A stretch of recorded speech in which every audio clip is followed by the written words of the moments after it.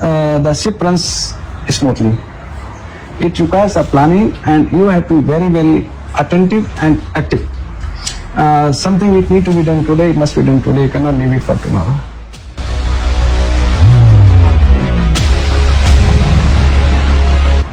Do your work sincerely and hardworking, and think out of the box. Do not think like only one line.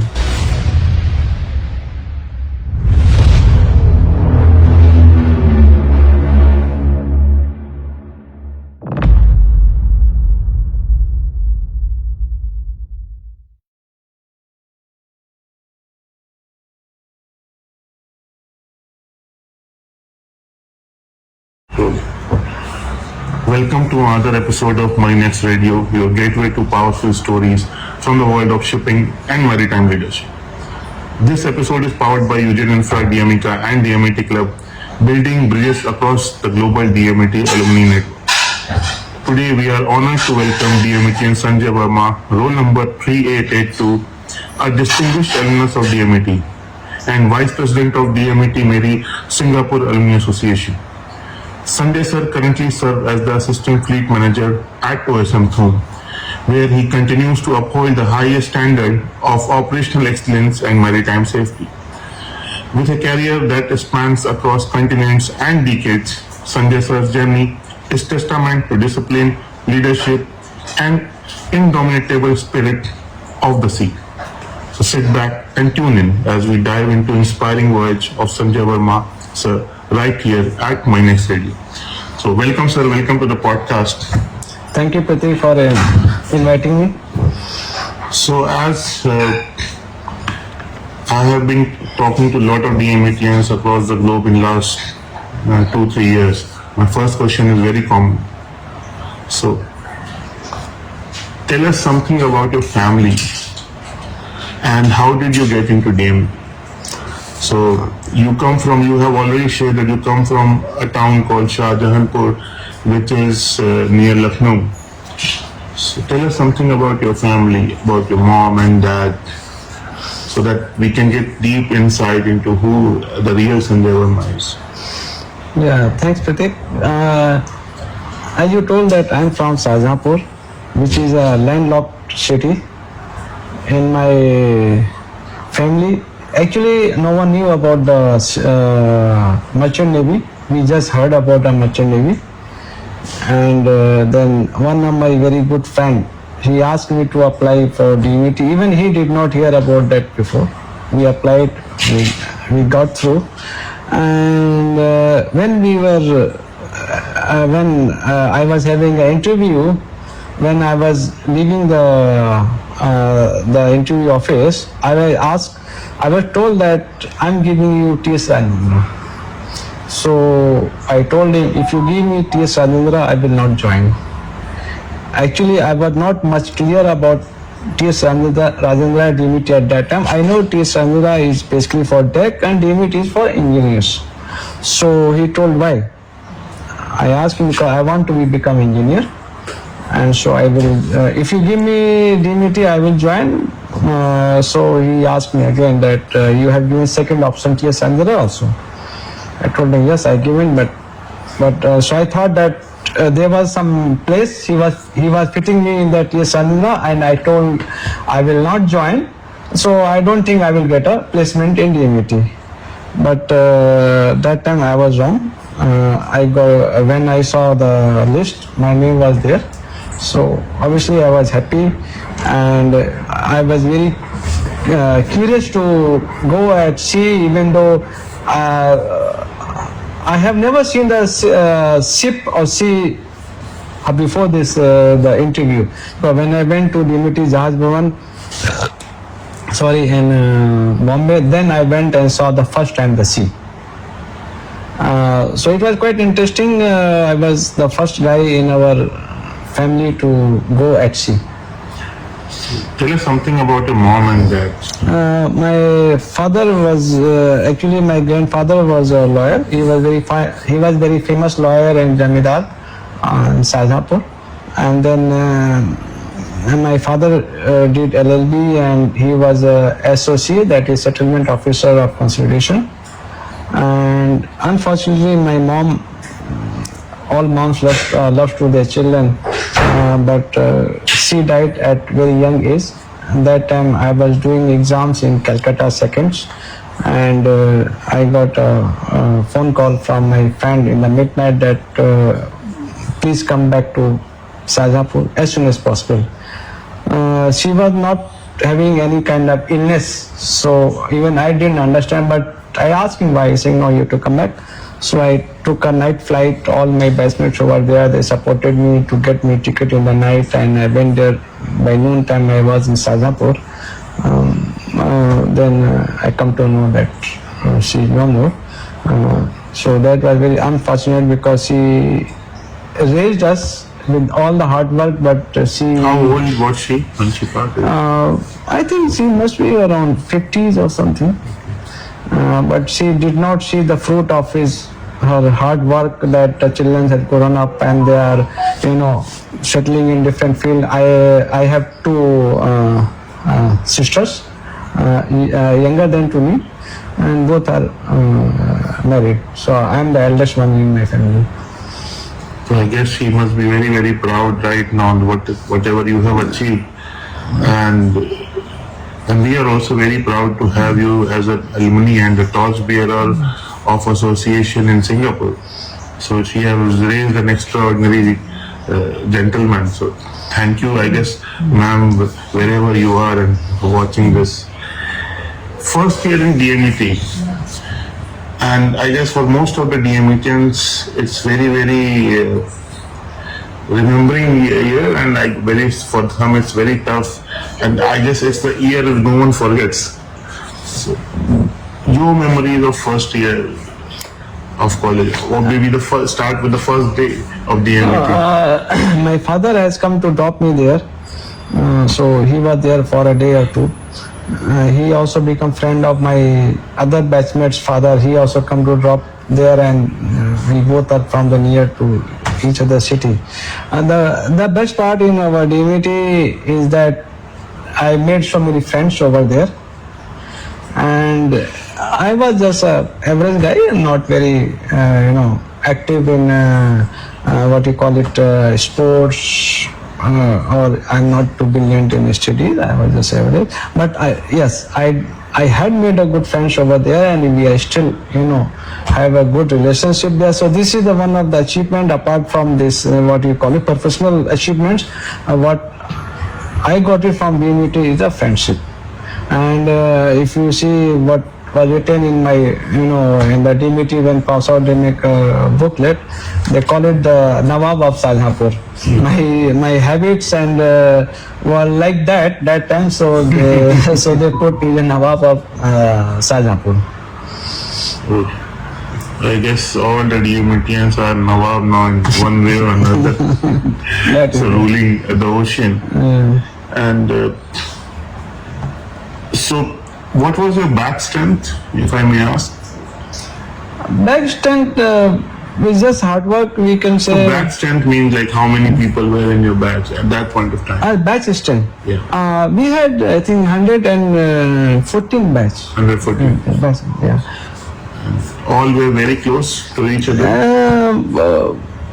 Yes, we were all close, but obviously we were in two parts, R1, R2. Okay. So, each R1 was closed itself, R2 was closed itself. But yes, we just had a reunion in Udaipur last year, December. And in that around 42 families has attended. So was it the first reunion of your batch? No, this was the second reunion. First reunion was there in Calcutta. Okay. That was also very successful, and this was also very successful. And really, people had we had booked a resort in Udaipur for 3 nights, and guys came across from USA and all just to attend this reunion, and most of guys came with the family. And we had a good time and good bonding, and we revived our old memories, and this is good for that. Now we need more to to attach each other. The more we grow older, we want to have our friendship stronger, because this is the only thing which can help us to stay healthy. So that is actually I beg to differ in that, because I believe that friends and family are always important, but we at times realize it very late. So for example, a lot of my batchmates are so busy in their life, stupid Indians. Whenever I call them, they are stuck somewhere managing their problems, and they do not have time for friends. And I tell them that even if you are working, you need to put some break from time to time. Give time to love what you do. Give time to friends and family. So that is something that we all need to realize. Some realize it quicker, some get a shock and then realize. We have recently, we believe, lost a very young DMETian. Very unfortunate. And it can happen to anyone. And the only thing that I guess we leave behind is the love we spread. It's not the money, or it's not anything. Correct. So, and I believe Singapore is doing really a good job as a DMET community on this. So every month, I guess there is some meetup or the other. SG Adda is there. A lot of things are there to hold the community together, and this is something we can actually learn from. We at India can learn from the Singapore Association as well. One thing what you just told, that obviously your friends are superintendent or technical managers in various companies, and you ask them to spare some time for the families. It is not a question they don't want to spend. They want to spend. But the nature of job is that even they want to spend, they may not have enough time or the mindset. You should have peace of mind to enjoy something, correct? If you are going to sea beach and your mind is clicking that my ship is there or something happening there, even though you have a 5-star hotel or any mountain, you will not enjoy that part. So this is the drawback of this nature of job, that your mind is 24 hours occupied with your profession. You want to take out, okay, some guys may be able to manage, some guy maybe, but 10%, 15% may still able to take out some time with the family and can do some additional, but 90% I would say that they are always fully engrossed with their job or profession, and even though they want, they don't have time to come out from there and to do some. So yes, compartmentalization is something that we DMETians should really work on. Compartmentalize. When you are with family, don't think too much about your work, because it's not going to change anything. No, it is not question on don't think. It is question you have to think, because you have the ship which is having some trouble or something is happening, and you cannot say now I am with the family, I will not think about that one. Easy to say, difficult to done. Okay, like easier said than done. So you started your sailing career with Great Eastern. Many of people in your time preferred Indian companies. So how your Great Eastern journey started? So did you get like 2-3 job offers like the DMETians at that time used to get, or Great Eastern was the only company you wanted to join? That time Great Eastern was the company people want to join, and I got offer for Great Eastern. Then no point searching here and there. So I was when I joined first time, I was put in a hotel in Colaba for a month.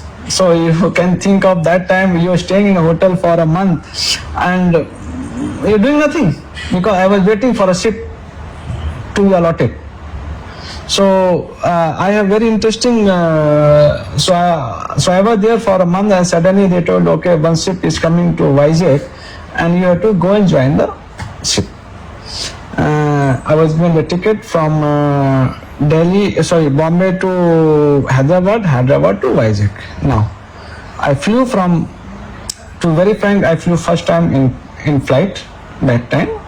So I flew from Bombay to Hyderabad. I landed Hyderabad, and then found the next flight is cancelled. From Hyderabad to Vizag, flight is cancelled because due to strike. So I called to JESCO office, look, my flight is cancelled, not telling what to do, and I'm going first time so away from the family, from the city. They say, I don't know, you are joining, you are seaman, so you manage. How you manage is up to you. Now the flight arrived in middle of the night in Hyderabad. I don't know anyone, nothing, no money in pocket, and they say, you manage yourself. Anyway, so when I arrived, I made a friendship, some guy who was coming from Nairobi. So he offered me, okay, why don't you come and stay overnight with me? Where you will look for hotel here, and then next day you can go. So I went, stayed with him. He had a flat which was, shut down, closed for a long time. And then next day, we went again back to airport, to Air India, and with me there were 4 or 5 more persons were there who were supposed to go to Vizag. Then Air India personal relationship manager, he gave a ticket for the night going from Hyderabad to Vizag by train, and that too a general class, that too a normal sleeper class. So we fought with them that we are coming by flight and you are giving me not first class, second class. So we told, whatever I can give you, take it. So 5 of us were there. We took a train in the night time. Morning we arrived. We just arrived in time to join the vessel. So the first journey to the vessel, and then I had one of my batchmate also in the same ship. So both of us, we were there in the ship. We did, I think, around 9 months. The ship was doing India-Japan, and it was good experience on that ship. Old ship, but very good experience. We have a chief engineer, very very senior, VBS Rawat. I should remember his name, Veer Vikram Singh Rawat. So you post the ship, you have I guess cleared all your exams really quickly.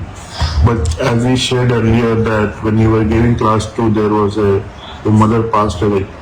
So, and did you take a break from sailing during that time or examinations, or you put yourself really quickly? No, I think it took few months to clear the exams, both the exams. Okay. And there's again very interesting story about when I was giving class 1 exam in Calcutta.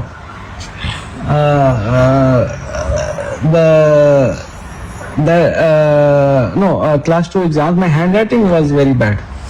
So he called, and then he saw my paper. He says, Sanjay, very difficult to read your handwriting. Okay, you come back, I try one more time to understand your handwriting. So he called me after 1 week. I thought now it's finished, because if he cannot read my paper, how will he then... Was he a DMETian? Yeah, he was DMETian. Okay. So he told, okay, come after 1. I went after 1 week. Would you like taking his name on camera? No. Okay. So I went after 1 week. He said, I can understand you have written, something you written, but difficult for me to read. Okay, what I do, I will judge you on basis of the viva.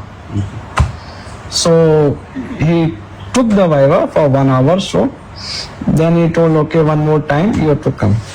Second time, so he told, okay. Second time when I went, he took 1 hour. Why? Because he couldn't read the paper. This okay, clear. So this was class 2. Class 2. So I was very happy that based on viva he's cleared. Otherwise I would have stuck over there. So did your handwriting improve after that? No. My handwriting is so good. My friend says that once you write something, either you can understand or God खुद पढ़े या खुदा पढ़े. I guess you have a doctor's handwriting then. And this is both. My mother tongue is Hindi, Hindi English both having the similar handwriting. Exactly similar. Difficult to read.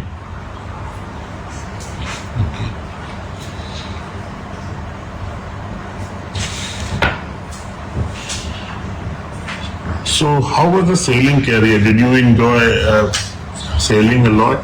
Because I guess it was around more than a decade of sailing career. I started 92 and then I stopped sailing 2007. So last year was with Dole, and my wife also I joined one time onboard. So when at which age you got married? Which year? I got married in 2003. 2003. So after you became chief engineer, you got married. So I guess we have all. I already know the answer that it was an arranged marriage, and fortunately, luckily your wife is also from the same town I am from. Yes, it was arranged marriage. So she married the chief engineer directly. So I guess you got a lucky break. And so she sailed with you for like one time? One time. One time. Did she enjoy sailing? Yeah, she enjoyed sailing, but after that I told no point sailing. So I quit. In 2007 you joined MSc Hong Kong? Correct. So as a superintendent again? And so this question is very specific. So I guess that's the pipeline journey of a normal DMETian who took a path of becoming chief engineer. So what is your advice for superintendent listening to the podcast? How they can be good at job, how they can manage? Because every superintendent nowadays manages 5-6 vessels, and shipping industry has become more, for engineers have become more compliance driven, even for chief engineer. So there are less handiwork, more of a paperwork. And at times it becomes very, very tough for transition to technical superintendent to second engineer to chief engineer to super, and that's a dilemma they're always on. Why did I leave sailing?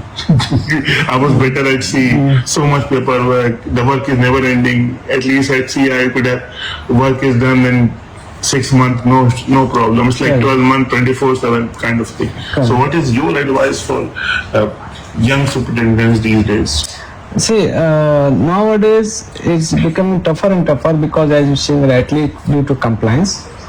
And nowadays, because of ISM, because of charters, the requirement keep going up, and we have to very, very meticulous to arrange our work. It is not question of so much hard work, it's question of how you arrange your basically management.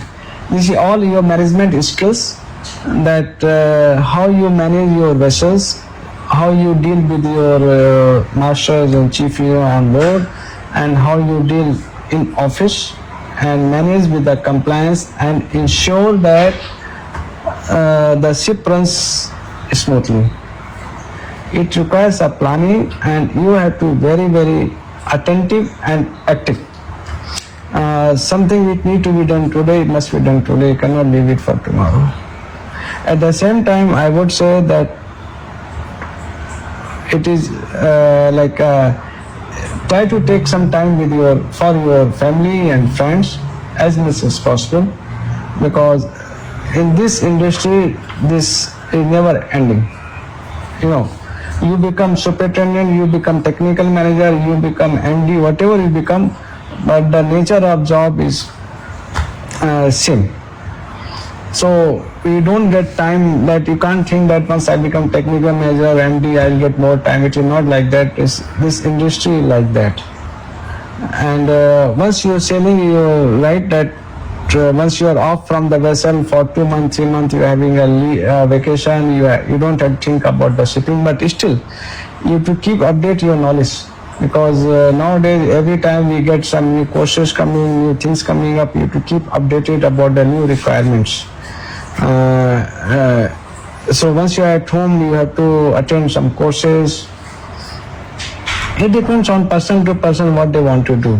Whether they want to have a like a selling career is also very good. And like it becomes difficult nowadays because of compliance and so much fast turnaround of the vessels. Earlier used to be turnaround vessel used to go for 3, 4, 5 days staying in port.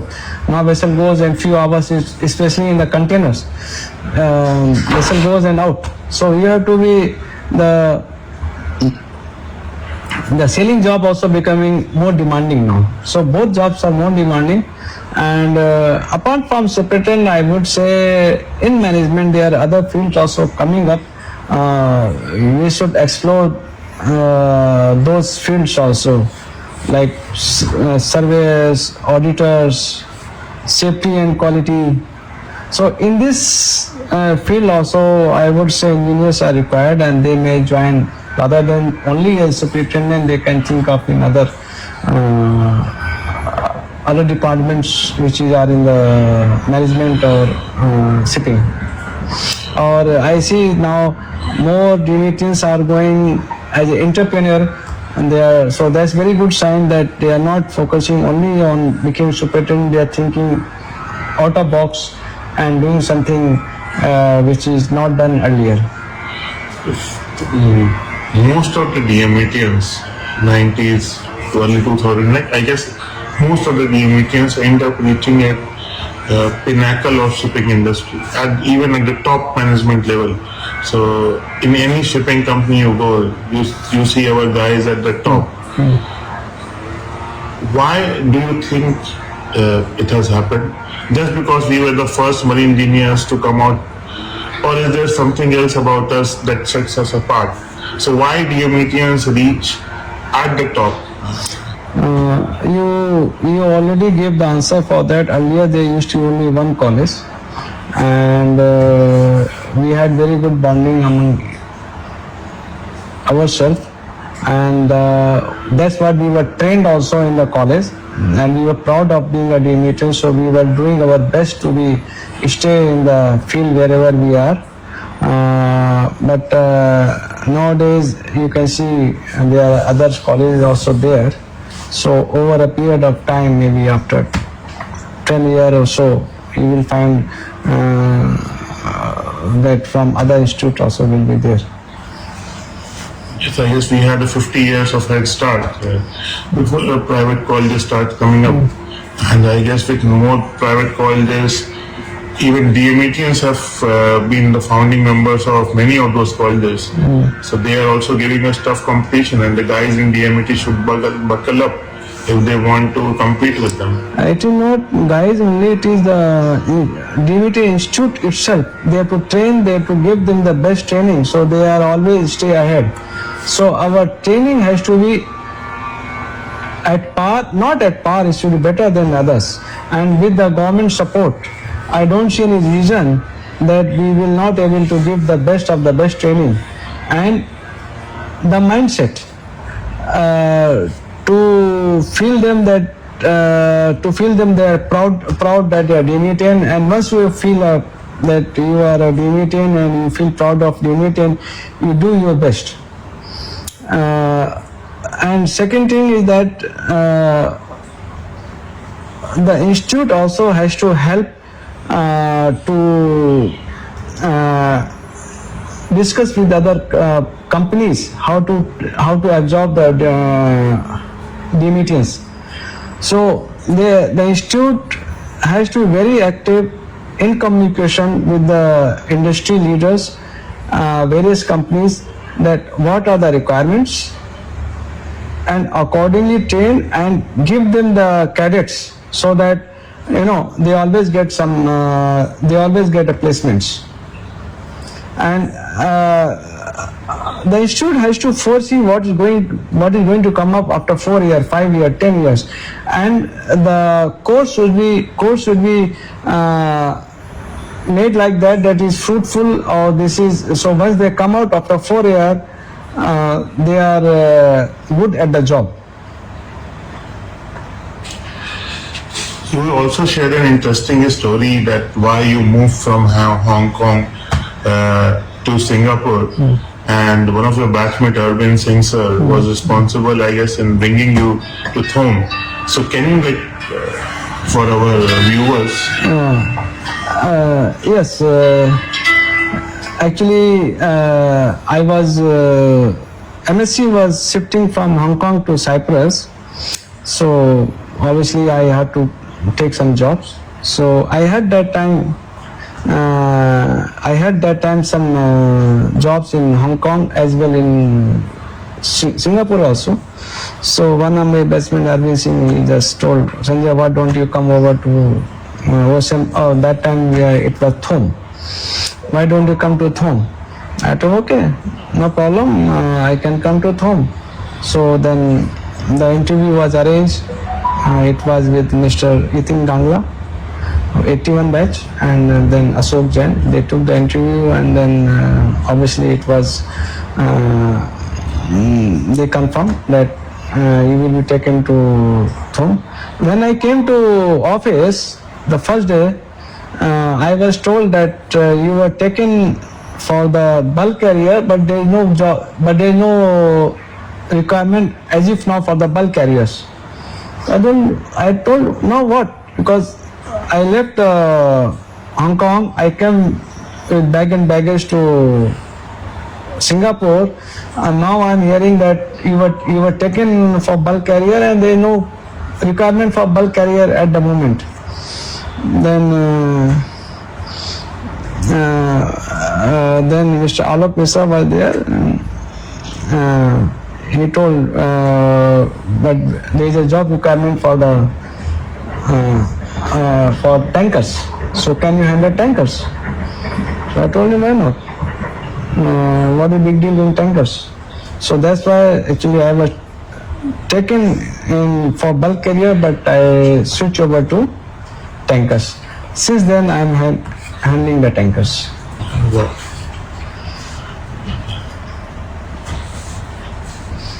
My next question is not going to be about work you do at. So you have been a leader for more than a decade in shipping industry. I've been here for almost 2 weeks now in Singapore. What moves me is the work that DMET-MERT Association is doing in Singapore. The camaraderie we have in Singapore among DMETians is much better than the camaraderie I find in any other city in India. I guess in Singapore as a country is as big as any other metropolitan city in India. But at event, everyone turns up, and most of the people who are, for us, even in Delhi, when we are conducting events, it's very difficult to call people in Delhi. So what makes Singapore Association, I guess the core committee members have done an extraordinary job keeping the community together. But I would like to know what is the secret sauce according to you? What makes DMET Brotherhood so strong in Singapore? Thanks, Pratik, for accepting that there is a very good bonding between the DMETians, and I would say one of the reasons is that we are in constant in touch with our all DMETians, and we are keeping them engaged. We are giving a platform where everyone is meeting very often. Like as you know that we have our signature event which is just happened, our DMET reunion. Now we are going to have one AGM we have, that's one thing. We have technical meet. Now technical meet again gives a platform where around 150 DMETians comes and meet each other. After that we have family day. Now family day, all the DMETians around 450 comes with the wife and children. Again they are getting opportunity to meet each other. Then we have the movie where we book the entire movie hall, and then in the fire we have the brunch. So that's this movie we do it during the Diwali. So again this gives opportunity to meet everyone. So we are giving a platform where every 2-3 months people keep meeting each other. And now apart from that, we have some regular events, like we started Adda, which is happening at Anglo Center every Friday. Idea is that people should come at one place and meet each other and increase the bonding. So that's why this is every Friday they can come and they can avail 50% discount. This is one incentive we are giving them to come on Friday and meeting each other. Now on Friday we find that some batch, like 2-3 batches are coming together, they are meeting each other. Then we have started monthly walk. Now tomorrow we are going to have monthly walk morning. So in this monthly walk around 30 our DMETian come with the family. They come and we do for 2-hour walk, then we do have the breakfast together. So again this is one more opportunity we are giving monthly to meet each other. Then we started the golf. So since we are having so many regular events, and apart from that we do at the time of need we try to support our alumni, as in when our the requirement comes. So that also makes a difference.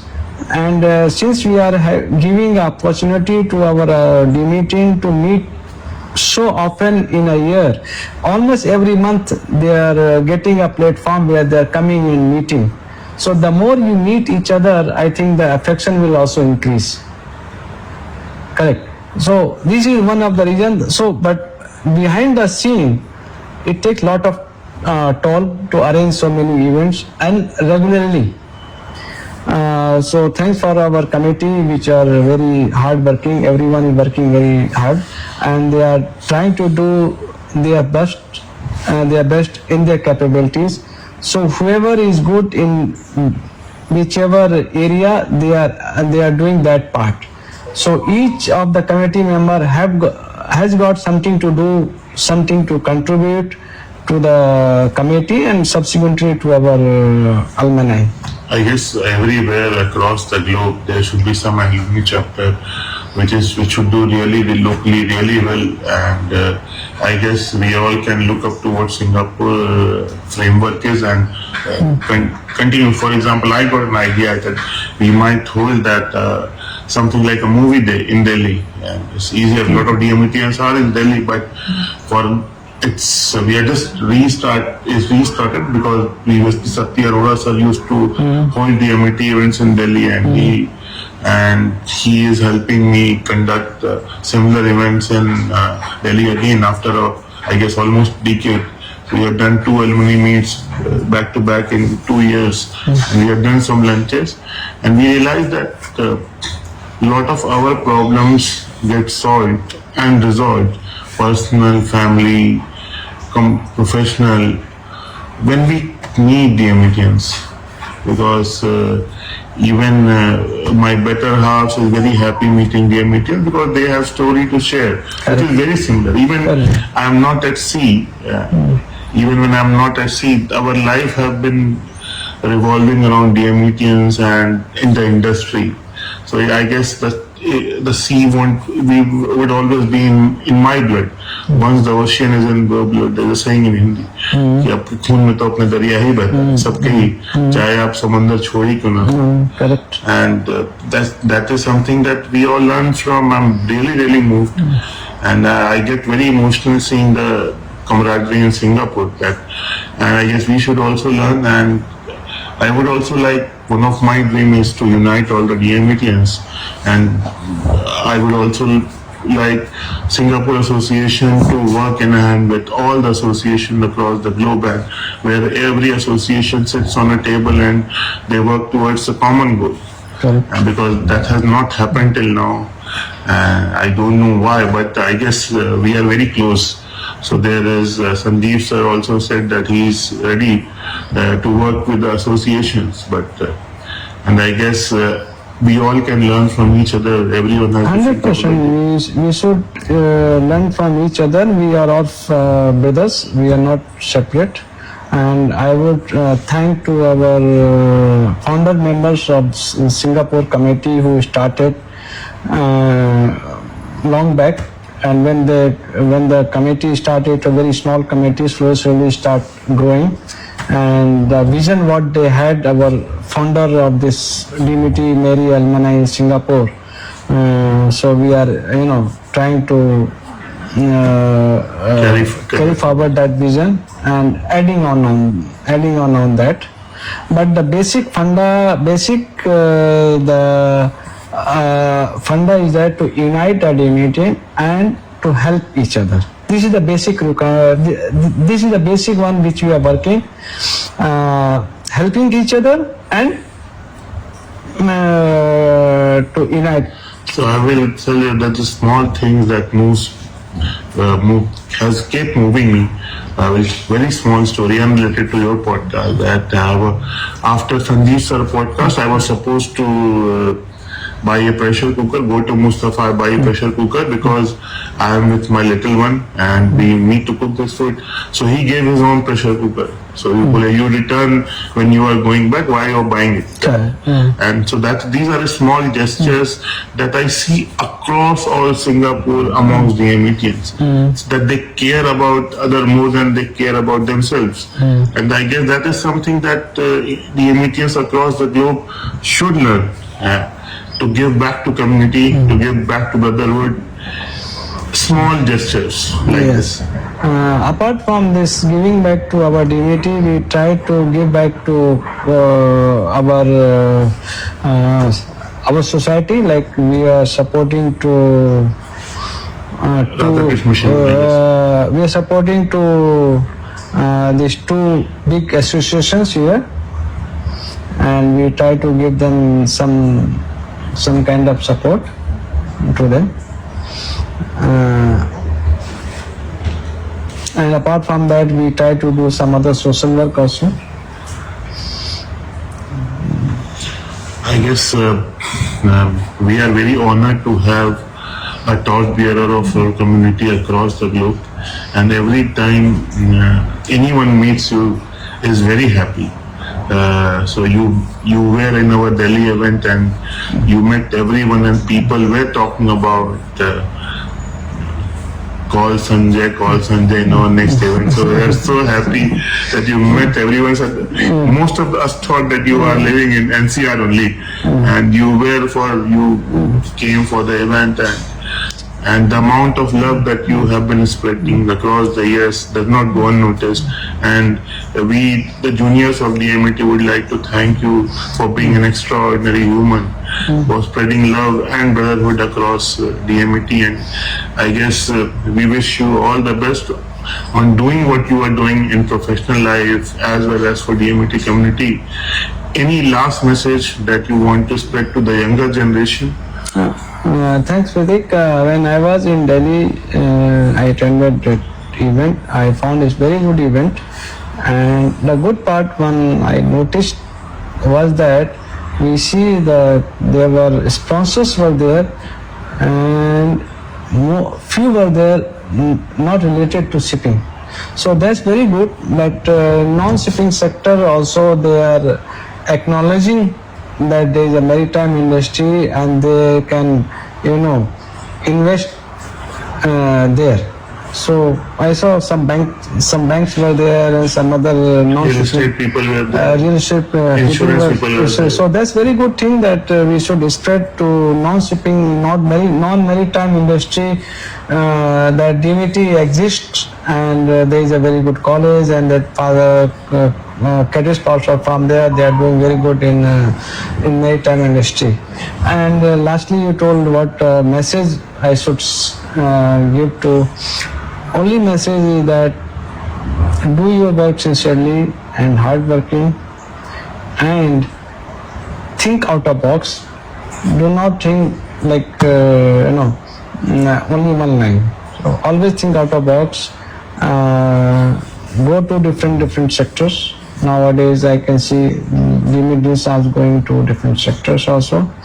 But keep meeting with your batchmate, with seniors, juniors, respect to your seniors, and give support to your juniors, and love to your batchmates. And I think with like this, if we keep doing it, the DMET alma mater will go higher Legacy and will be maintained and legacy will be will be the thought maintained. bearer. We will be thought bearer in maritime with the support of each other. Thank you for sir. Thank you for taking out time in your busy schedule, and we wish you all the best in anything you do. And we would like to see Singapore DMET flag flying high in Singapore, and you guys dominating the maritime industry as you already are. Thank you, sir. Thank you once again. Thank you, Pratik, for having me here.